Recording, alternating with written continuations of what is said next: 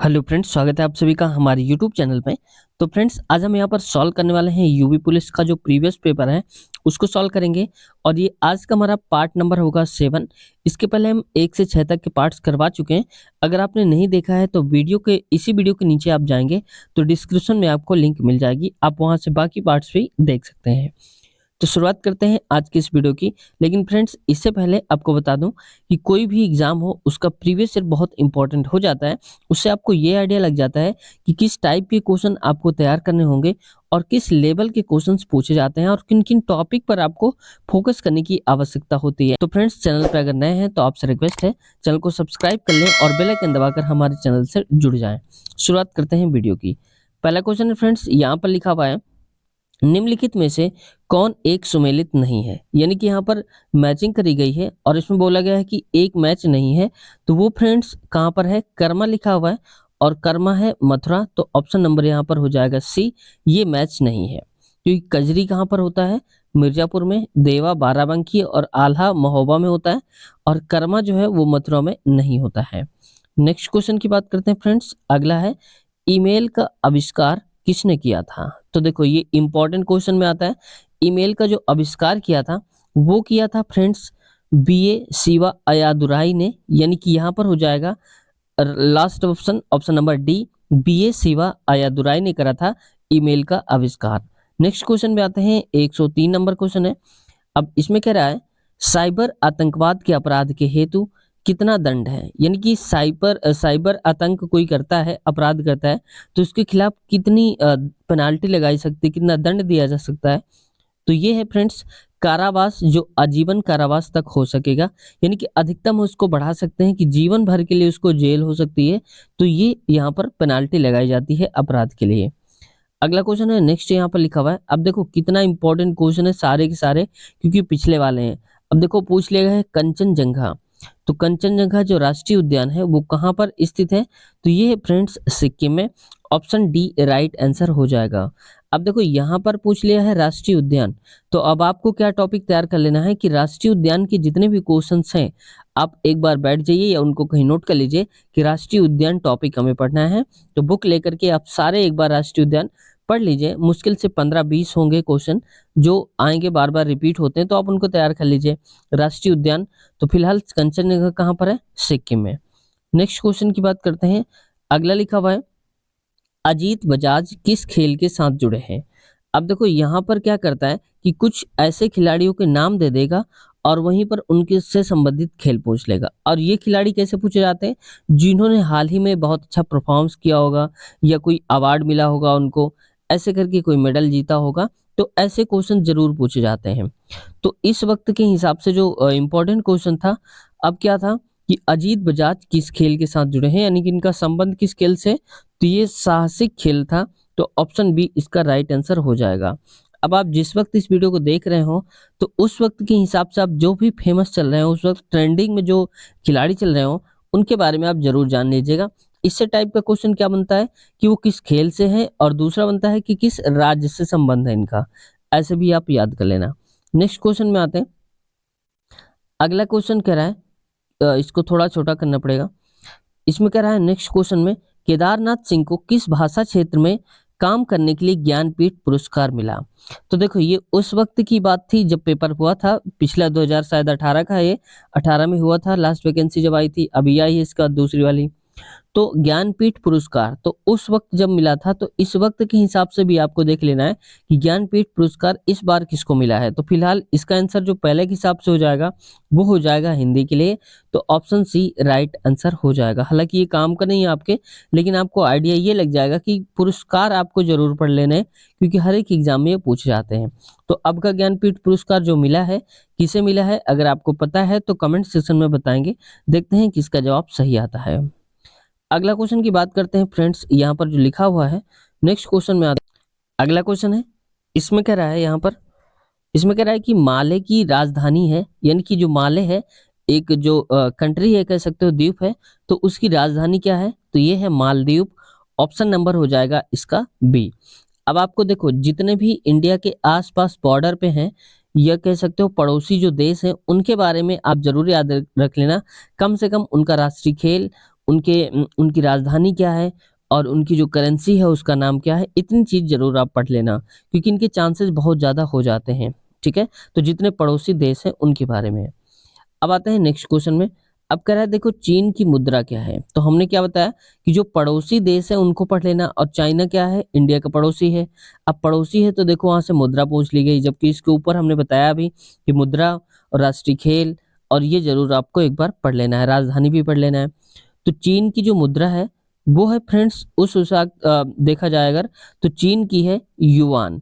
तो option number हो जाएगा इसका बी, राइट आंसर हो जाएगा।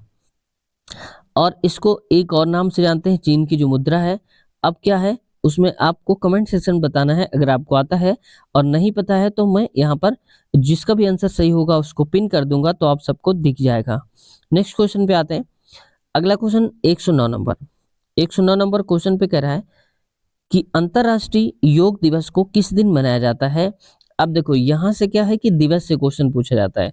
अब इस बार पूछ लिया कि अंतर्राष्ट्रीय योग दिवस, हो सकता है अगली बार ये पूछ ले कि यहाँ पर पर्यावरण दिवस कब मनाया जाता है, ओजोन दिवस कब मनाया जाता है, मतलब दिवस के क्वेश्चन जो है एक बार आपको देख लेना है, ये भी टॉपिक इंपॉर्टेंट हो जाता है।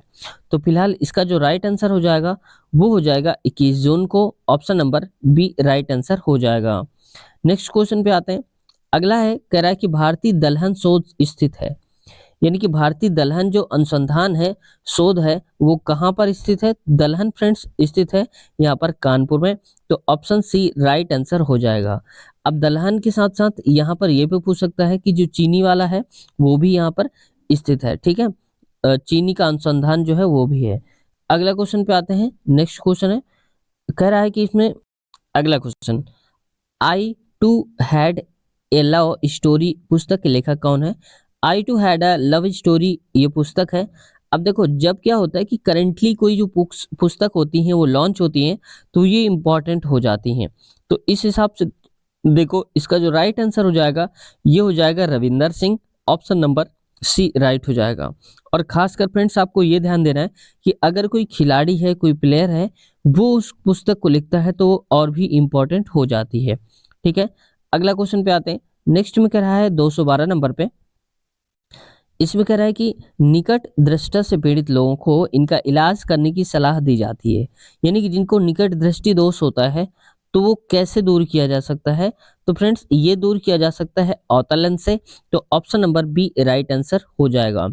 और अगर हम दूरदृष्टि की बात करें तो ये होता है उत्तल लेंसेज को हम ठीक कर सकते हैं।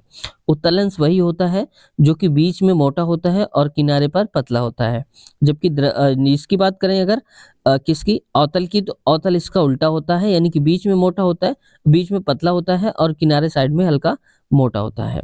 नेक्स्ट क्वेश्चन की बात करते हैं। अगला क्वेश्चन कह रहा है वायु प्रदूषण के लिए उत्तरदायी सर्वाधिक सामान्य कारण है, यानी कि जब वायु प्रदूषण हो रहा है तो इसके लिए कौन सी कॉमन चीज है जिसकी वजह से ऐसा हो रहा है? तो ये है कार्बन मोनोऑक्साइड। तो option number B right answer हो जाएगा। कार्बन डाइऑक्साइड तो है ही, इसकी वजह से टेम्परेचर में वृद्धि हो रही है, ठीक है? तो कार्बन मोनोऑक्साइड जो है वो सबसे ज्यादा इसके लिए जिम्मेदार है। नेक्स्ट क्वेश्चन पे आते हैं। अगला क्वेश्चन कह रहा है दूध को दही में परिवर्तित करने की क्रिया कहलाती है, और ये हर बार एग्जाम में घूम फिर के पूछ लिया जाता है साइंस से क्वेश्चन। तो दूध को दही अगर बनाना है तो कौन सी क्रिया करते हैं? तो ये होता है फ्रेंड्स खमीरीकरण। ऑप्शन नंबर इसका सी राइट आंसर हो जाएगा, ठीक है? आगे जैसे ईस्ट होता है ना, खमीरीकरण, इसमें जैसे कि ईस्ट हो जाते हैं वो क्या कर देते हैं, दूध को फाड़ देते हैं और दही में परिवर्तित हो जाता है। अगला क्वेश्चन पे आते हैं। नेक्स्ट क्वेश्चन कह रहा है डायनमो। डायनमो वह यंत्र है जो निम्न को परिवर्तित करता है। कुल मिला के कह रहा है कि डायनमो किसमें किसको चेंज करता है? तो फ्रेंड्स जो डायनमो होता है ये करता है यांत्रिक ऊर्जा को विद्युत ऊर्जा में परिवर्तित करता है। अब देखो कई बार और भी चीजें पूछ ली जाती हैं, जैसे कहता है विद्युत मोटर किससे किस में परिवर्तित करती है ना? तो ये चीजें भी आप एक बार पढ़ लेना। तो डायनमो क्या करता है, यांत्रिक को विद्युत में परिवर्तित करता है।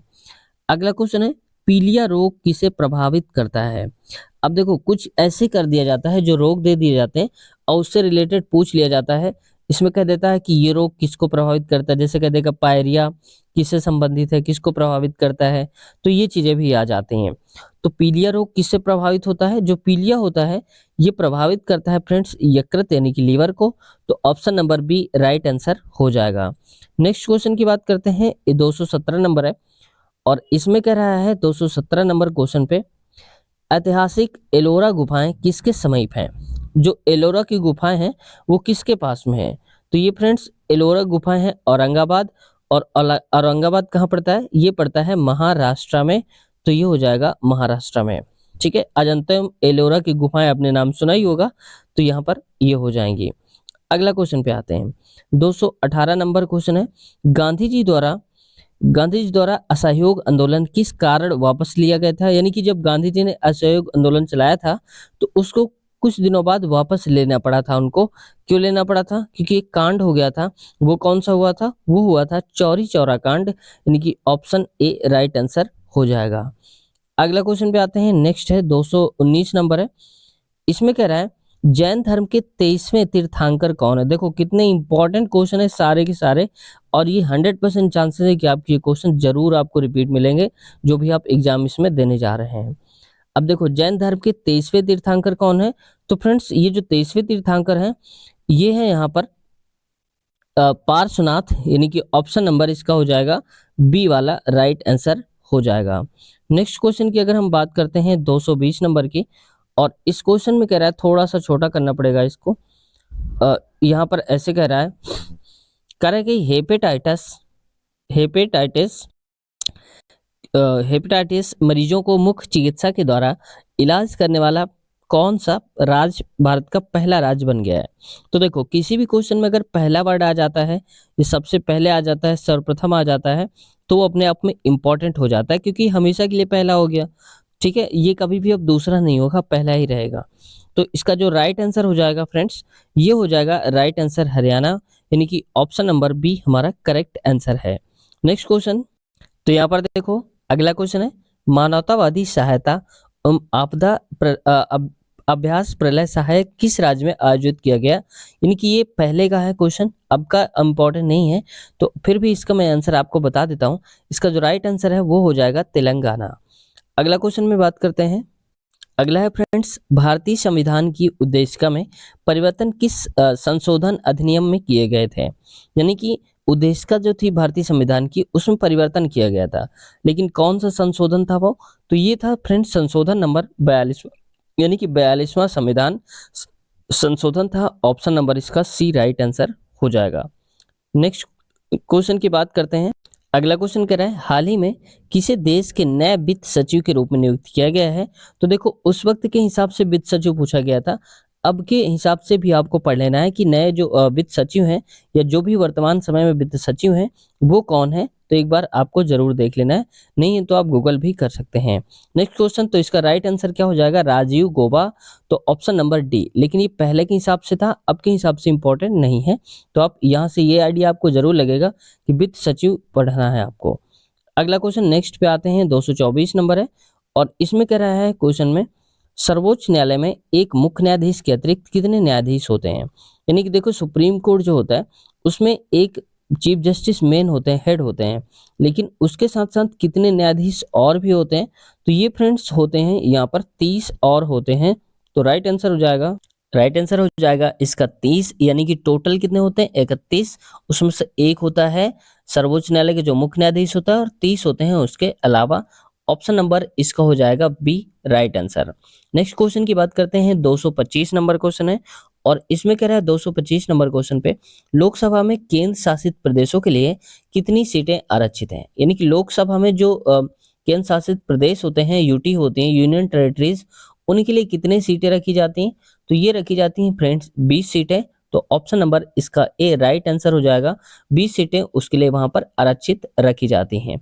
नेक्स्ट क्वेश्चन की बात करते हैं, 226 नंबर और इसमें कह रहा है निम्नलिखित राज्यों में से कहाँ विधान परिषद नहीं है। अब देखो कई बार क्या होता है कि हम पढ़ते जरूर हैं लेकिन इन क्वेश्चंस को छोड़ जाते हैं, विधान परिषद कहाँ नहीं है, तो ऐसे भी देखो, तो विधान परिषद कहाँ पर नहीं है, तो ये फ्रेंड्स उत्तराखंड में विधान परिषद नहीं है, तो ऑप्शन डी इसका राइट आंसर हो जाएगा। अगर आपको पता है कि वर्तमान समय में उत्तराखंड के मुख्यमंत्री कौन है, सीएम कौन है, तो कमेंट सेशन में बताएंगे। देखते हैं किसका जवाब सही आता है। नेक्स्ट क्वेश्चन 227 नंबर की बात करते हैं। इसमें लिखा हुआ है मानवाधिकार न्यायालय होता है। मानवाधिकार जो न्यायालय होता है तो कहाँ पर होता है और कब होता है? तो ये हो जाएगा सत्र न्यायालय में होता है। तो ऑप्शन नंबर हो जाएगा इसका बी राइट आंसर, यानी कि मानवाधिकार न्यायालय सत्र न्यायालय। अगला क्वेश्चन 228 नंबर पे आते हैं। यहाँ पर क्वेश्चन में कह रहा है न्यू मूर द्वीप विवाद है, यानी कि न्यू मूर द्वीप जो विवाद है वो है क्या, कहाँ पर है, किन दो देशों के बीच में है? तो ये है भारत और बांग्लादेश। तो ऑप्शन इसका ए राइट आंसर हो जाएगा। न्यू मूर द्वीप भारत और बांग्लादेश। हमने देखा था, हमने बताया था कि जितने भी पड़ोसी देश हैं वहां पर उनको जरूर एक बार पढ़ लेना है, उनसे रिलेटेड क्वेश्चन भी पूछ लिए जाते हैं। तो वही देखो पूछा गया है न्यू मूर द्वीप क्या है, और इसके पहले पूछा गया था कि वहां पर चाइना की जो करेंसी है उसका नाम क्या है। तो रिलेटेड उसी से होते हैं जो पड़ोस में होते हैं। अगला क्वेश्चन आते हैं 229 नंबर पे। इसमें कह रहा है 229 नंबर पे एशियाई विकास बैंक का मुख्यालय कहाँ है, और ये कई बार क्वेश्चन पूछा जाता है। एक एशियाई विकास बैंक का जो मुख्यालय है वो है मनीला फिलीपींस में। ऑप्शन नंबर डी हो जाएगा, यानी कि मनीला कहाँ पर है, फिलीपींस में पड़ता है। तो इसका राइट आंसर डी हो जाएगा। नेक्स्ट 230 की बात करते हैं। इसमें लिखा हुआ है 230 नंबर क्वेश्चन पे बंधुआ मजदूरी पर शोक अधिनियम पास हुआ था, यानी कि जो बंधुआ मजदूरी थी उसमें शोक अधिनियम पास किया गया था, लेकिन किस वर्ष? तो ये था 1976 में। ऑप्शन बी इसका राइट आंसर हो जाएगा। तो 1976 में पास हुआ था बंधुआ मजदूरी शोक अधिनियम। तो फ्रेंड्स आज की वीडियो यहीं तक रखते हैं, और इसके आगे यानी कि 231 से जो हम क्वेश्चन लेंगे इसके आगे वाले पार्ट्स में लेंगे, जो भी नया पार्ट आएगा। तो अब तक अगर आपने पिछले पार्ट्स नहीं देखे हैं तो इसी वीडियो के नीचे अगर जाएंगे तो डिस्क्रिप्शन में आपको लिंक मिल जाएगी, आप वहां से चेक कर सकते हैं और देख सकते हैं। इसके साथ साथ हम जैसे कि एक इम्पॉर्टेंट क्वेश्चन हो जाता है भारतीय राष्ट्रीय आंदोलन, तो उसकी भी वीडियो कंप्लीट अगर आप देखना चाहते हैं तो इसी वीडियो के नीचे डिस्क्रिप्शन में लिंक मिल जाएगी, आप उसे भी आसानी से देख सकते हैं। कुछ क्वेश्चंस मैथ के हम टॉपिक करा रहे हैं जो कि इम्पोर्टेंट है, और बेसिक से लेकर के हाई लेवल तक के क्वेश्चंस करा रहे हैं। तो अगर आप वो भी देखना चाहते हैं मैथ की जो वीडियो है तो इसी वीडियो के नीचे आप जाएंगे तो प्लेलिस्ट में आपको मिल जाएंगे, या आप प्लेलिस्ट जा सकते हैं वहां मिल जाएंगे, या आप डिस्क्रिप्शन में देख लेंगे तो भी आपको वहां पर मिल जाएगी। सबसे अच्छा है कि आप प्लेलिस्ट में जाइए चैनल के, वहां से हर कैटेगरी की जो वीडियो है उसकी प्लेलिस्ट अलग अलग मिल जाएगी आपको। मैथ की अलग, रीजनिंग की अलग, और जो जीएस है प्रीवियस ईयर उसकी अलग अलग मिल जाएगी। तो जो चाहे आप वहां से देख सकते हैं। तो फ्रेंड्स मिलते हैं नए वीडियो में। अगर चैनल को अब तक सब्सक्राइब नहीं किया तो आपसे रिक्वेस्ट है चैनल को सब्सक्राइब कर लें और बेल आइकन दबाकर हमारे चैनल से जुड़ जाएं। अपना ख्याल रखिए, टेक केयर, बाय बाय।